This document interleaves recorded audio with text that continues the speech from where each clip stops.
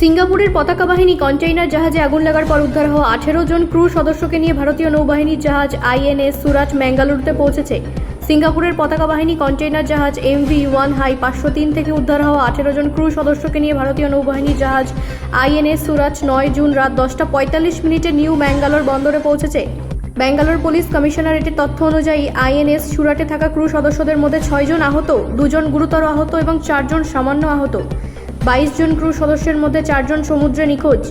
9 June Colombo থেকে মুম্বাই যাওয়ার পথে কেরালার বেপার উপকূল থেকে প্রায় 78 নটিক্যাল মাইল দূরে কন্টেইনার জাহাজে আগুন লেগে যায়। ভারতীয় নৌবাহিনী তাৎক্ষণিকভাবে দুর্যোগের ডাকে সাড়া দেয়। আইএনএস সুরাট 22 জন ক্রু সদস্যের মধ্যে 18 জনকে উদ্ধার করে। উদ্ধারকৃতদের মধ্যে 8 জন চীনা, 4 জন তাইওয়ানিজ, 4 জন মায়ানমার এবং 2 জন ইন্দোনেশিয়ার। আহতদের সময়মতো চিকিৎসা সেবা নিশ্চিত করার জন্য বন্দর এবং পুলিশ কর্তৃক প্রয়োজনীয় সকল সহায়তা প্রদান করা হয়েছে। ব্যুরো রিপোর্ট, রাষ্ট্রীয় প্রসার বাংলা।